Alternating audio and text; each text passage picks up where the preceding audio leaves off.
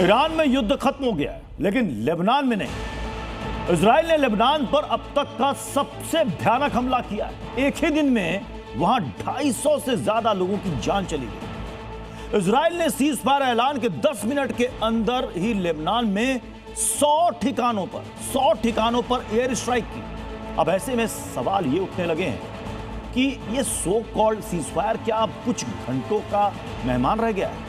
Iran Lebanon पर हमलों को युद्ध विराम का उल्लंघन बता रहा है और धमकी दे रहा है कि वो युद्ध विराम से पीछे हट जाएगा। ट्रंप ने ईरान युद्ध को एकदम धुरंधर फिल्म की तरह बना दिया। एक्शन भरपूर है, तबाही पूरी, खून खराबा जोरदार है और युद्ध की पिक्चर ऐसी चल रही है कि ट्रंप की अगली चाल क्या होगी, इसे जानने के लिए सबकी निगाहें स्क्रीन से हटती ही नहीं। धुरंधर फिल्म की तरह चैप्टर बदलते हैं, लेकिन कहानी का कनेक्शन पिछले किरदार से जुड़ा होता है।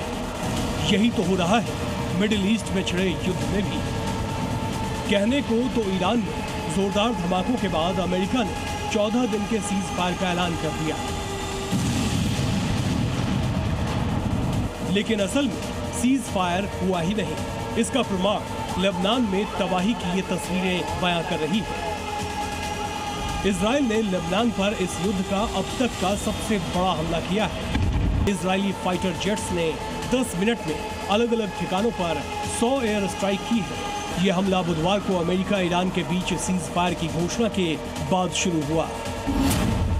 इसलिए तो सवाल उठ रहा है कि ये कैसा सीज फायर है?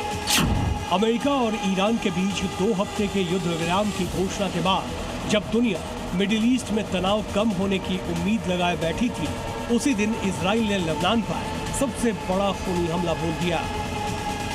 सिर्फ 10 मिनट में 100 से ज्यादा एयर स्ट्राइक्स कर दी। इस ऑपरेशन में 50 से ज्यादा लड़ाकू विमानों ने हिस्सा लिया। ये हमले लेबनान की राजधानी बेरूत, बेका घाटी और दक्षिणी लेबनान में किए गए, जिसमें रिहायशी इलाकों को भी निशाना बनाया गया। इन हमलों से बेरूत में सब जलकर राख हो गया। लेबनान का स्वास्थ्य मंत्रालय चीख रहा है कि 250 से ज्यादा मौतें हुई हैं, 1300 से ज्यादा जख्मी हुए हैं। अस्पताल लाशों से पट गए हैं। माएं अपने बच्चों की लाशों को सीने से लगाकर रो रही है। लेबनान पर इजराइल का हमला वाकई दिल दहला देने वाला है। बिना चेतावनी के बेरूत के बीचों बीच बम गिराए गए, मकान ढह गए, परिवार जिंदा जल गए। इजराइल ने इसे ऑपरेशन इटर्नल रिवेंज नाम दिया है, यानी बदले की अमर आग। इसलिए तो कहा जा रहा है कि हिजबुल्लाह की लंका नेतन्याहू जलाकर ही रुकेंगी। जब ट्रंप ने सीज फायर का ऐलान किया था, तब भी इजरायली पीएम बेंजामिन नेतन्याहू की राहें ट्रंप से जुदा दिख रही थी। ट्रंप ने 2 हफ्ते के सीज फायर को माना है, तो नेतन्याहू ने साफ कर दिया है हिजबुल्लाह पर हमले नहीं रुकेंगे। अब लेबनान पर जबरदस्त एयर स्ट्राइक करने के बाद नेतन्याहू ने फिर कह दिया है कि इजराइल जहां भी जरूरी होगा हिजबुल्लाह पर हमले जारी रखेगा। साफ है, इजराइल ईरान वाले सीज फायर को किसी कीमत पर लेबनान में लागू करने के मूड में नहीं है। वो लेबनान में धमाके आगे भी करता रहेगा, क्योंकि ईरान युद्ध में जब 2 मार्च को हिजबुल्लाह कूदा था तो इजराइल में जमकर तबाही मचाई थी, और अब इजराइल ने लेबनान को आग के समंदर में डुबो दिया है। मार्च से अब तक 1700 से ज्यादा लेबनानी मारे जा चुके हैं।